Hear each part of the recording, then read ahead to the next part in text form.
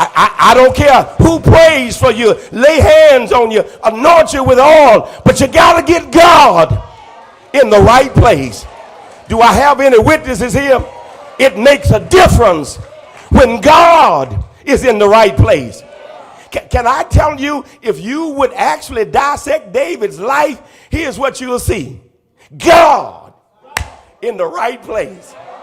You can't be a man after God's own heart and not have God in the right place. Is there anybody here tonight who needs something from God? I said, do you need something from him?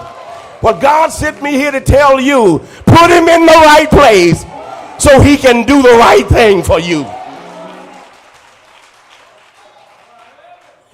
That's the venture, getting him in the right place. But here's the violation. Are y'all ready for it? David violates vision for innovation. Oh God, let me say it again. He violates vision for innovation. Hence, he veers off course to the end that destiny is delayed. Y'all got to see it? Because some of y'all have vision, but if you ain't careful, you'll try to do it like somebody else. Oh God, and violate the vision God gave you.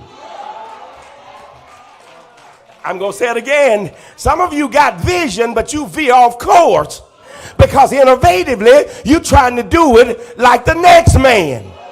God says, hear me, I got a standard for which you are to actuate vision. Listen to it. David knew better. David had the vision. And the vision was, you don't put the ark of God on no cart. And you don't need oxen pulling the cart. Matter of fact, Uzzah never should have died. But David, you put him in a position that he was not ready for.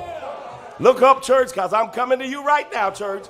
Can I tell you the worst thing that we make sometimes as pastors, the worst mistake we make is to take good people and put them in positions they ain't ready for.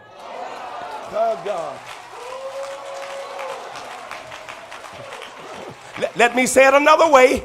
Some pastors are guilty of pushing folk from the church by putting them in position they ain't ready for. David, you got blood on your hands. You never should have put Uzzah near the cart. But you know what happened? The oxen would cause the cart to stumble, and Uzzah went to touch it, and God would strike him dead. Are y'all ready for this? You got to do it God's way. And sometimes that means carrying. Are y'all ready for this? And not trying to find a cart to push. Because some things God wants you to carry. I know, child of God, you trying to find an easy way out. God says, I don't care how far the distance is, some things were meant for you to carry. Say the violation of vision. But here's what I'm so thankful for.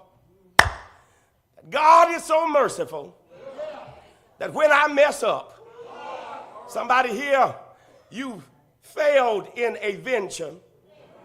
God told me to tell you, so did the greatest visionary in Israel's history. David failed. We see his failure. But we not only see his failure, but we see his fear.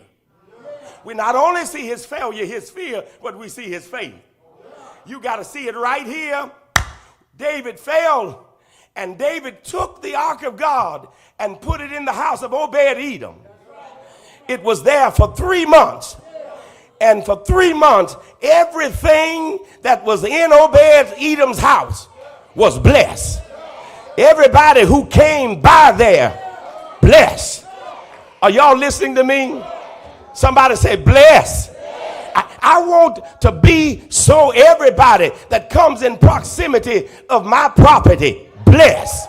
Matter of fact, ride by my house, you're going to be. And don't come up in the garage. You're going to sure enough be. Don't you knock at my door and let me open the door. You gonna sure enough be.